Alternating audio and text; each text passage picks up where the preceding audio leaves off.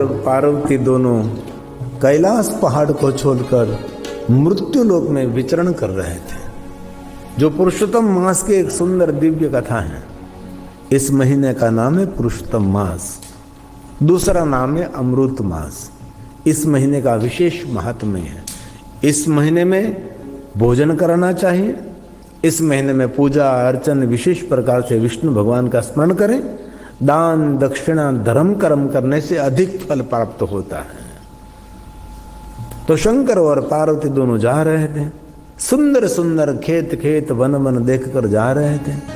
इनमें एक गांव के पास से सुंदर खेत था। इस खेत में पूरा बाजरा बोया था। तो शिव और पार्वती जा रहे थे तो गलती से पार्वती से हाथ से कोई खेत का एक बाजरे का डूंडा टूट गया तो पार्वती ने ले लिया। चाकर चलते चलते जा रहे थे। इस डूंडे में से 365 दाने निकले और पार्वती ने खाया। भगवान शिव जी ने कह दिया, पार्वती आपने बहुत गलती की है। आपके पहले तो ये जो बाजरे का डूंडा था किसी का खेत, किसी किसान का खेत, खेडूत का, और ये डूंडा आपने ले लिया, इसमें से अपने दाने भी खा लिए और 365 दाने थे इसमें, आपने अपराध किया है। तो पार्वती ने कहा तो मैं क्या करूं। भगवान शिव जी ने कह दिया, पार्वती आपसे अपराध हुआ है। जिस किसान का खेत है, इस किसान के खेत में और घर में आप 365 दिन काम करो। इस अपराध को क्षमा करने के बाद में आप पधारिए कैलाश में, मैं जाता हूं, आप यहां रहिए। शिव जी चले गए कैलाश में। जो पुरुषोत्तम मास की एक महात्म्य कथा है। रोज मैं एक महात्म्य कथा पुरुषोत्तम की कहता हूँ।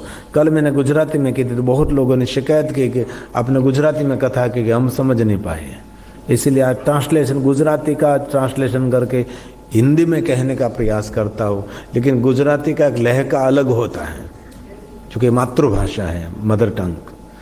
तो शिव जी चले गए कैलाश और पार्वती गई किसान के घेर। और किसान और उसकी पत्नी दो थे। उसकी एक छोटी सी बेटी थी, बेटा नहीं था, सिर्फ एक बेटी थी।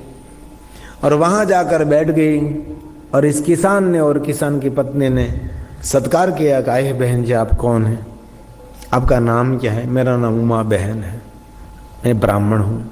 किसान और उसकी पत्नी दोनों बहुत प्रसन्न हुए, करे ब्राह्मण भी हैं, अच्छी बात है, आप मेरे आंगन आए, हम बहुत प्रसन्न हैं। तो उमा बहन ने कहा, मेरे आगे पीछे कोई नहीं है, मैं अकेली हूँ, तो मैं आपके खेत में और आपके घर में काम करना चाहती हूँ। मुझे कुछ भी मेहनताना नहीं चाहिए, मुझे कुछ मजदूरी नहीं चाहिए, सिर्फ मुझे एक समय भोजन देना, बस यहाँ मैं आपके घर और आपके खेत में मैं काम करना चाहती हूँ। किसान ने उसकी पत्नी के सामने देखा तो उसने अनुमति दी, कोई बात नहीं उमा बहन, आप रह सकते हैं।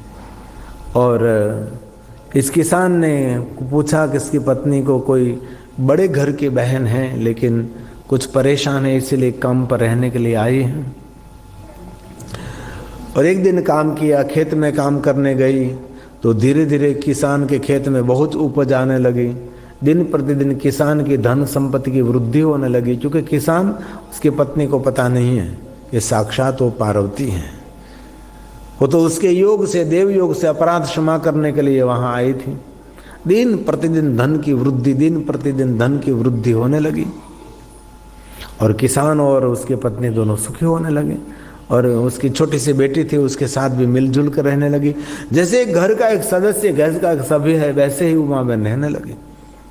और इसमें पुरुषोत्तम मास आ रहा था। और खेडूत और उसकी पत्नी, किसान और उसकी पत्नी बहुत धर्म कर्म करने वाले थे। दान दक्षिणा अथाशक्ति योग्य बहुत पूजन भजन करते रहते थे, ब्राह्मणों को भोजन कराते रहते थे, दूसरों को ब्राह्मणों को दान दक्षिणा भी देते रहते। ऐसे सत्कर्मी थे दोनों सत्कर्म कर्म करते रहते थे। इसमें पुरुषोत्तम मास आए, इसलिए उमा बहन साथ में है तो थोड़ा सा घर काम संभाल। रसोई बनाते तो इतनी सुंदर रसोई बनाते हैं जैसे साक्षात माता अन्नपूर्णा ने रसोई बनाई है। पूरे घर का एक सभ्य है। और धीरे धीरे पुरुषोत्तम मास बीत रहा और उस गांव में पूरी समृद्धि बढ़ने लगी है। पूरा गांव उमाबेन को बहुत मानता है कि उमाबेन बहुत तपस्वी है। और जब से उमाबेन मेरे गांव में आए वहां से गांव की धन संपत्ति सुख समृद्धि की वृद्धि होने लगी है। इसलिए सभी लोग उमाबेन के प्रति बहुत आदर रखते थे। तो गांव ने निर्णय लिया कि हम सभी इतने सुखी संपन्न हैं तो हम पुरुषोत्तम मास के लिए विशेष प्रकार से गंगा स्नान की यात्रा करें तो ठीक रहता है। बहुत दूर नहीं है, थोड़े दिन लगे और गंगा स्नान करने के लिए हम पूरे गांव में पूरे सभा सब मिले और निर्णय लिया गया कि हम गंगा स्नान के लिए जिनको आना है वो सब तैयार हो जाए, कल जाएंगे। और खेडूत और उसकी पत्नी ने निर्णय लिया हम भी गंगा स्नान के लिए जा सकते हैं, लेकिन इतना बड़ा खेत घर इस बेटी को कौन संभालेंगे। उमाबेन ने कहा मैं संभालूंगी, खेत को भी संभालूंगी, घर को भी संभालूंगी और आपकी बेटी को भी संभाल। आप दोनों पति पत्नी गंगा स्नान के लिए संघ के साथ जाइए। उमाबेन और उसकी पत्नी खेडूत और उसकी पत्नी दोनों प्रसन्न हुए और सब कुछ तैयार किया और हरिद्वार गंगा स्नान के लिए जा रहे हैं। और उमाबेन को पूछा कि आपको कुछ लाना है हरिद्वार से कुछ? तो उमाबेन ने कहा नहीं लाना नहीं, मुझे कुछ देना है, मेरे पास एक चुंदड़ी है, आप ले जाइए और गंगा माता को कहिए कि चुंदड़ी उमाबेन ने बहुत आदर और प्रेम पूर्वक आपके लिए भेजी है, गंगा को आप दे दीजिए। कोई बात नहीं, चुंदड़ी ले, लेकिन भूल मत जाना कहना उमाबेन ने आपके लिए ये चुंदड़ी भेजी है। किसान और उसकी पत्नी दोनों संग में गए, यात्रा आगे बढ़ी, चाह रही थी बैलगाड़ा लेकर सभी सामान इसमें चलते चलते भजन कीर्तन करते करते। और बहुत दिन निकलने के बाद गंगा किनारे पर पहुँचे, गंगा स्नान किया, भजन कीर्तन हुआ। लेकिन एक किसान और उसकी पत्नी उमाबेन ने जो चुंदड़ी दी थी वो भूल गए और फिर बार बार कहा था भूलना मत भूलना मत भूलना मत, तो भी दोनों भूल गए। और सभी संग गंगा स्नान करके भजन कीर्तन करते करते वापस आ गए। बहुत एक दो दिन बीत गया यात्रा का, फिर बिस्तरा खोला तो इसमें से चुंदड़ी निकली। तो किसान और उसकी पत्नी को याद आ गए, अरे उमाबेन ने दिया था और कहा भी था भूलना नहीं, गंगा माता को अर्पण करना, गंगा माता को अर्पण करना। अब क्या करेंगे? जो यात्रा संघ था उसका जो मेन था उसके पास गए और कहा कि थोड़े दिन तक आप यहाँ रहिए, फिर से हम जाते हैं, गंगा माता को चुंदड़ी अर्पण करना है। उमा बहन ने दी थी लेकिन हम बोल गए आप यहाँ हमारा प्रतीक्षा करें, हम जाएंगे। लेकिन उसने कहा नहीं, सबको घर जाने की जल्दी, एक पुरुषोत्तम मास पूर्ण होने की तैयारी, सबको जाना है, सबको जाना है, कोई नहीं रुके। तो कहा कोई बात नहीं, हमारी रीते हम आवता रहेशो, तमें बता जाओ। तो कोई बात नहीं, खेडूत और किसान और उसकी पत्नी दोनों फिर से गंगा किनारे पर गए और कहा गंगा माँ हमारे से गलती हो गई, संग तो हमारा चला गया लेकिन हम वापस आए हैं और यहाँ संग सब जाने की तैयारी कर रहे थे। तो बलदगाड़े बेल को उठाए लेकिन बेल उठे ही नहीं। बेल को कुछ खाने को लिए दिया लेकिन खा ही नहीं सकते, सभी बेल बीमार हो गए थे। तब संग को वहाँ ही रहना पड़ा। एक दिन बीत गए, 2 दिन बीत गए। वहाँ गंगा किनारे पर किसान और उसकी पत्नी पहुँचे और हाथ में चुंदड़ी रखी और गंगा मैया को कहा कि हे गंगा मैया, हमारे खेत में काम करते उमा बहन नाम की, उसने आपके लिए चुनरी भेजी है, आप स्वीकारिए जरा। और उस आदर और प्रेम के साथ गंगा में हम अर्पण कर रहे थे। गंगा में से आँख निकले सोने के कंकन वाले और चुंदड़ी को हाथों हाथ ले ली। खेडूत और उसकी पत्नी देखते रहे कि अरे साक्षात गंगा मैया ने उनके हाथों से ये सुंदर चुंदड़ी ले ली, ये कैसे हो सकता है। आंख भर गई, लेकिन दोनों परस्पर में बात करने लगे कि हमारे खेत में जो काम करती जुमा बहनों को सामान्य नहीं, कोई तपस्वी नहीं है, जरूर को योग माया है, हम बड़े भाग्यवान के हमारे घर में रहती है। जल्दी जल्दी गंगा माता को प्रणाम करते हुए वहाँ संग वहाँ गया नहीं, वहाँ ही रुका, चुके सभी बेल बीमार पड़ गए हैं। वहाँ पहुँच गए किसान और उसकी पत्नी, और आप गए नहीं तो क्या आप गए, वहाँ से हम बेल बीमार हैं, बेल खड़े ही नहीं हो सके। तब इस खेडूत ने भगवान को प्रार्थना की, पुरुषोत्तम भगवान को प्रार्थना की, गंगा मैया को प्रार्थना की, उमा बहन को याद किए, उमा बहन आपकी चुंदड़ी माता गंगा को देने के लिए हम गए थे, वापस आए, हमारी बेल बीमार पड़ गई है। और किसान ने बेलों पर हाथ रखा और कहा बेल खड़े हो जाइए, सबको घर जाना है। बेल धड़ धड़ खड़े होने लगे। बेलगाड़ा सब किसान की प्रशंसा करने लगे, उमा बहन को याद करने लगे, गंगा मैया की जय जयकार करने लगे। फिर संग सला सब आई पहुँचे सब अपने अपने घर।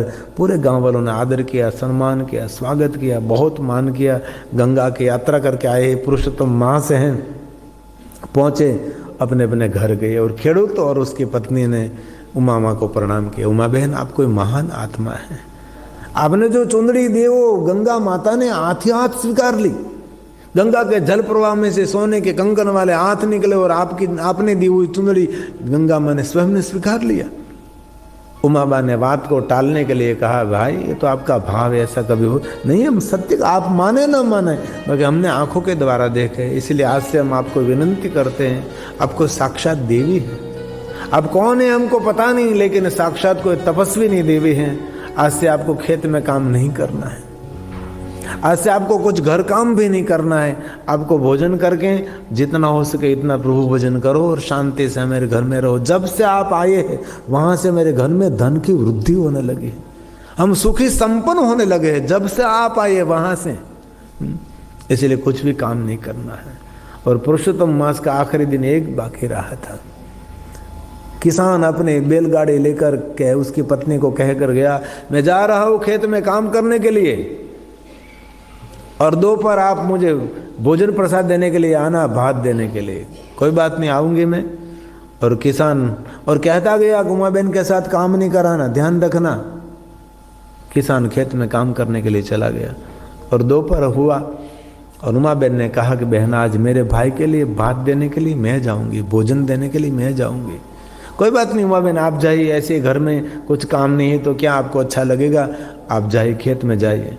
भात प्रसाद लेकर उमा बहन इस किसान को भोजन कराने के लिए खेत गई।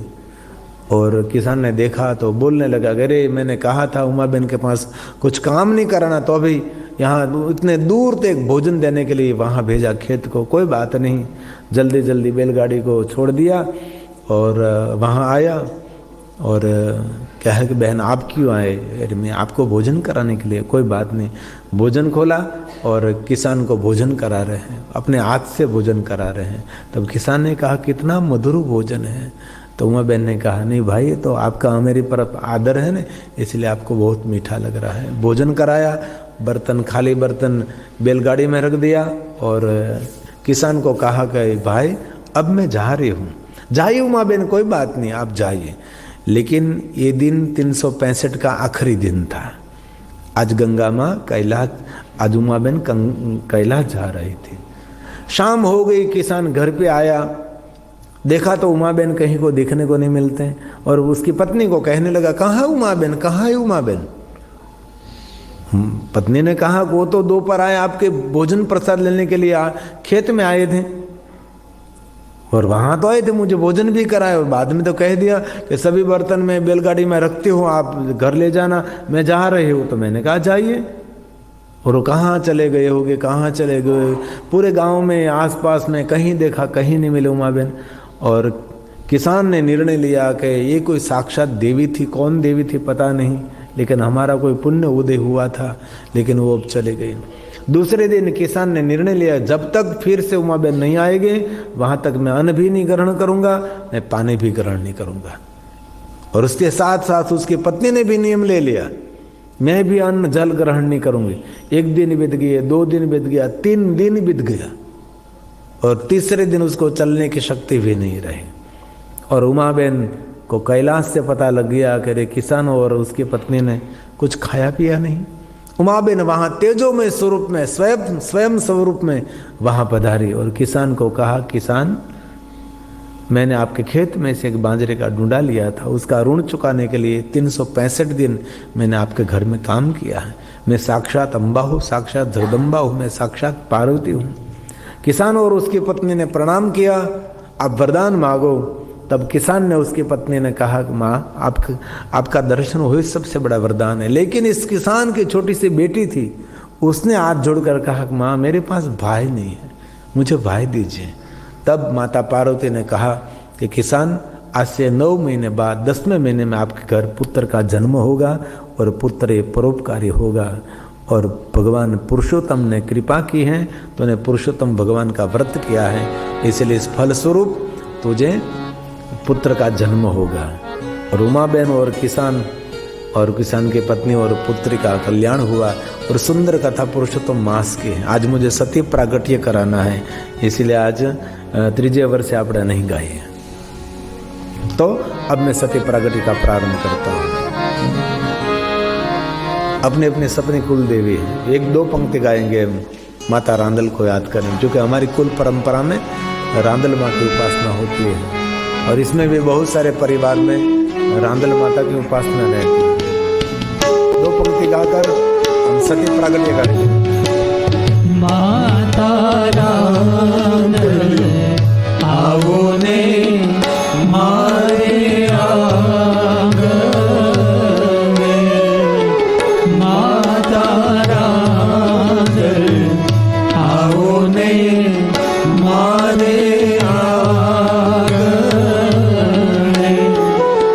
में, तो भया ने मोती बयाना ताड़, बधाओ मेरे आज रांदल आवो आंगन में, माता रांदल आओ ने मारे आंगन में।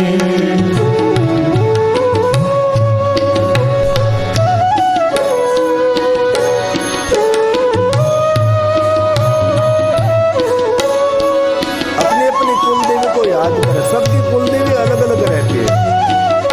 किसी की काली महाकाली, चामुंडा, खोड़ियार, अम्बा, भवानी।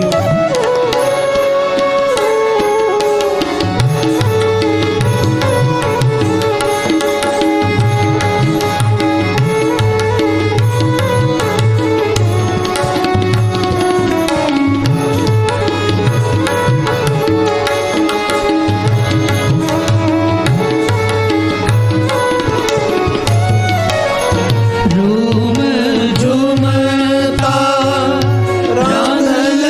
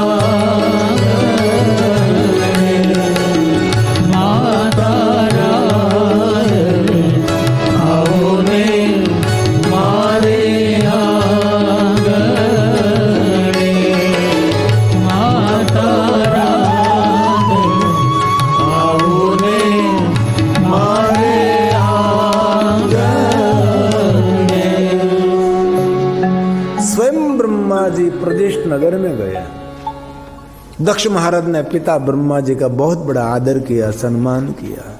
सुंदर ऊंचे आसन पर ब्रह्मा जी को विराजमान करके पुत्र दक्ष ने प्रणाम किया, साष्टांग प्रणाम करके, दंडवत प्रणाम करके, पिताजी की सुंदर परिक्रमा करके पुत्र दक्ष पिता ब्रह्मा जी को कहने लगे, हे पिताजी, आपका आगमन शुभ है, आपका आगमन मंगलमय, आप कहिए मैं आपकी क्या सेवा करूं। तब ब्रह्मा जी ने कहा कि हे पुत्र दक्ष, आपके पास इसीलिए मैं आया हूं कि आपके वहां पुत्री का जन्म होना चाहिए।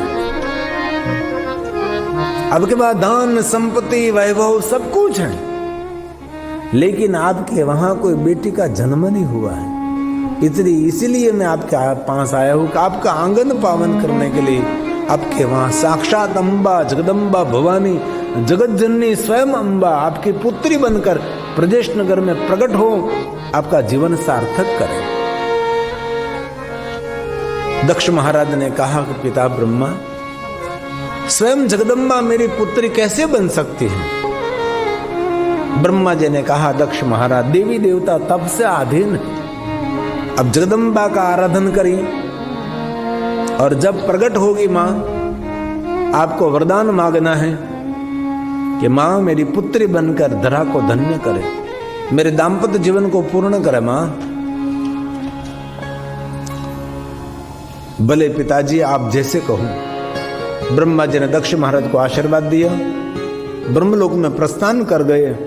अब दक्ष महाराज वीरणी को कह रहा है कि वीरणी, मैं जंगल में तपस्या करने के लिए जा रहा हूं। वीरणी ने पूछा कि क्यों तपस्या करने के लिए जा रहे हैं। तब कहा, पुत्री प्राप्ति के लिए। वीरणी ने बहुत प्रसन्नता व्यक्त की कि धन्य है प्रजेश, पुत्री प्राप्ति के लिए आप तपस्या करने के लिए जा रहे हैं, और बहुत शाब्दिक सम्मान दिया। बहुत अच्छा, बहुत धन्य। बहुत सारे मेरे मन में एक ही बात थी कि मेरे वहां एक पुत्री का जन्म हो। नगर में जो सृष्टि और दृष्टि लोग थे, उसको मालूम हुआ कि प्रजेश नगर का राजा दक्ष महाराज पुत्री प्राप्ति के लिए वन में तप करने के लिए जा रहे हैं। सभी लोग, सज्जन लोग मिलने के लिए आए और कहा, दक्ष महाराज, हमने सुना है कि बेटी के लिए आप तपस्या करेंगे। दक्ष महाराज ने कहा, मेरे पिता ब्रह्मा जी ने मुझे आज्ञा दी है, इसलिए मैं अभी वन में तपस्या करने के लिए जा रहा हूँ। नगर में जो सज्जन लोग, श्रेष्ठ लोग थे, दक्ष महाराज को कहने लगे, समाज को नया विचार आप प्रदान कर रहे हैं, आप धन्य है दक्ष महाराज। दक्ष महाराज जंगल में तपस्या करने के लिए गए, माँ जगदम्बा का आराधन करने लगे और माँ जगदम्बा की सुंदर स्तुति का गायन किया है। दक्ष महाराज ने माँ भवानी की स्तुति की, हे माँ, मैं आपकी तपस्या कर रहा हूँ, मैं आपको याद कर रहा हूँ, माँ आपका मुझे दर्शन मिले। महेशानी नमस्तुभ्यं जगदम्बे सनातनी, कृपा कुरु महादेवी, सत्ये सत्यं स्वरूपिणी, सत्ये सत्यं स्वरूपिणी। दक्ष महाराज के तप से माँ जगदम्बा ने दक्ष महाराज को दर्शन दिया। माँ भवानी ने कहा, हे दक्ष महाराज, वरदान मांगो, आपको मैं क्या वरदान दूं। दक्ष महाराज ने कहा, हे माँ भवानी, मैं कुछ इच्छा के लिए आपकी तपस्या कर रहा हूं। प्रसिद्ध है माँ भगवती, आप प्रसन्न हुई है तो मुझे वरदान अवश्य मिलेगा, मैं वरदान के लिए ही तप कर रहा हूँ। हे माँ प्रसिद्ध भगवत्या, हे माँ जगदम्बा प्रसिद्ध शिवरूपिणी, हे जगदम्बा प्रसिद्ध भक्तवरे, हे जगन्माये जगन्माये नमोस्तुते,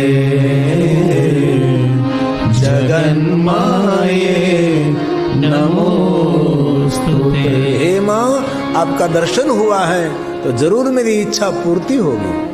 दक्ष महाराज, मेरे पास से कुछ वरदान मांगे। दक्ष महाराज ने हाथ जोड़कर कहा कि हे माँ भवानी जगदम्बा, मेरे आंगन को पावन करने के लिए, धरा को धन्य करने के लिए, मेरे दाम्पत्य जीवन को पूर्ण करने के लिए आप मेरी बेटी के रूप में मेरे आंगन में प्रकट हो। मां जगदम्बा ने कहा, पुत्र दक्ष, मैं जगत की माता हूं, किसी की पुत्री बनी नहीं, किसी की पुत्री बनने वाली नहीं, लेकिन हम देवी देवता तप से अधीन हैं, इसलिए मैं वरदान देती हूं कि अवसर आने पर आपकी बेटी बनकर आपके वहां आपकी पुत्री के रूप में मैं प्रकट होऊंगी। लेकिन ध्यान रखना दक्ष महाराज, आपकी दृष्टि में मैं जगत की माता हूं, लेकिन जगत की दृष्टि में मैं आपकी पुत्री हूं। जब तक आप सरल नम्र विनम्र रहेंगे, वहां तक सुंदर में अद्भुत लीला करती रहूंगी। जब अभिमानी बनकर मेरा अनादर होगा, तब मैं इसी समय मेरे देह का मैं त्याग करके लीला को मैं पूर्ण करूंगी। माँ, मैं आपका सम्मान करता रहूंगा, मैं आपका मान करता रहूंगा, मैं कभी आपका अनादर नहीं करूंगा। ऐसा वचन दक्ष महाराज ने दिया है। और देवी अंतर्ध्यान होकर देवीलोक में गई और दक्ष महाराज तपस्या पूर्ण करके प्रजिष्ठ नगर में पधारे। नगरवासियों ने बहुत बड़ा सम्मान किया, आदर दिया और वीरणी को कहा, वीरणी, अवसर आने पर मां स्वयं भवानी जगदम्बा आपकी पुत्री बनकर प्रजिष्ठ नगर में प्रकट होगी। वीरणी ने बहुत प्रसन्नता व्यक्त की कि धन्य हूं मैं कि स्वयं जगत की जननी, स्वयं अम्बा पराम्बा जगदम्बा प्रजिष्ठ नगर में हमारी पुत्री के रूप में प्रकट होगी। वीरणी ने बहुत प्रसन्नता व्यक्त की। नगर में सबको मालूम हुआ कि अरे स्वयं जगदम्बा अम्बा जगत की माता प्रजिष्ठ नगर में प्रकट होगी दक्ष के महाराज की पुत्री बनकर।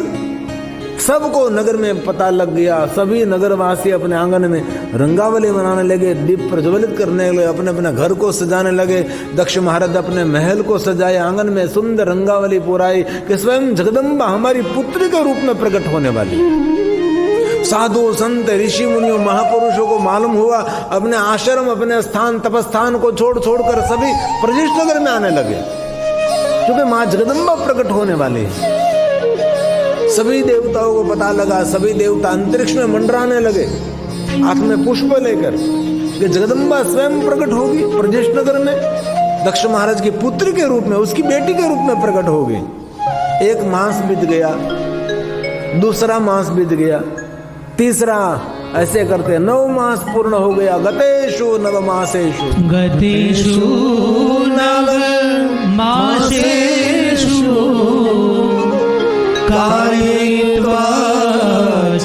देखते देखते देखते देखते 9 मास पूरा हो गया। ब्रह्मा जी नारद जी को कह रहे कि हे नारद, आपको तो पता है ना, स्वयं जगदम्बा अम्बा पराम्बा जगत जननी प्रजिष्ठ नगर में उसकी पुत्री बनकर प्रकट हुई, दक्ष की पुत्री बनकर प्रकट हुई है। शक्ति के बहुत सारे रूप हैं। और देवताओं ने स्तुति की, मां जगदम्बा को याद किया है। प्रथमम शैलपुत्री, प्रथमम शैलपुत्री द्वितीयम ब्रह्मचारिणी। लोग नवरात्रि उत्सव उजवते हैं, लेकिन नव दुर्गा का नाम किसी को कंठस्थ नहीं होता। डांडिया रस लेने के लिए पहुंच जाते हैं, रास गरबा करने के लिए पहुंच जाते हैं, लेकिन पूछो कि आप नवरात्रि में रास गरबा करते हैं, आपको नव दुर्गा के नाम याद है? कोई होगी बेटी जो संस्कारी होगी, कोई लड़का होगा जो संस्कारी होगा, लेकिन रास खेलने के लिए पहुंच जाते हैं। जब नवरात्रि में गरबा होता है तब गरबा लेने के लिए सब पहुंच, झुंड से ढूंढ, लेकिन माता के साथ उनका कोई लेना देना नहीं। श्रृंगार करके ठठमाठ तैयार होकर, नवरात्रि में जगदम्बा की उपासना की महिमा है, शक्ति की आराधन की महिमा है। 9 दिन तक लगातार माता जगदम्बा का अनुष्ठान कर। इसलिए 9 दुर्गा के स्तोत्र हैं। प्रथमम शैलपुत्रिश्च, प्रथमम शैलपुत्रिश्च द्वितीयं ब्रह्मचारिणं तृतीयं चन्द्रघण्टेति कूष्माण्डेति चतुर्थकं पंचमं स्कन्दमातेति षष्ठं कात्यायनीति च सप्तमं कालरात्रेति महागौरी च षष्ठं नवमं सिद्धिदात्रीश्च नवदुर्गा प्रकीर्तिता उक्तानि त्यानि नामानि ब्रह्मणेव महात्मना उक्तानि तानि नामानि ब्रह्मणेव महात्मना। ब्रह्मा ने नारद जी को कहा, नारद देखते देखते 9 मास पूरा हो गया। गतेषु नव मासेषु कारयित्वा च लोकिकीं गतिं शिवा च पूर्णे सादशमे मासे नारद सादशमे मासे नारद। 9 मास पूर्ण हो गया, 10वें महीने की शुरुआत हुई। आकाश में से जय जयकार सुनने को आई।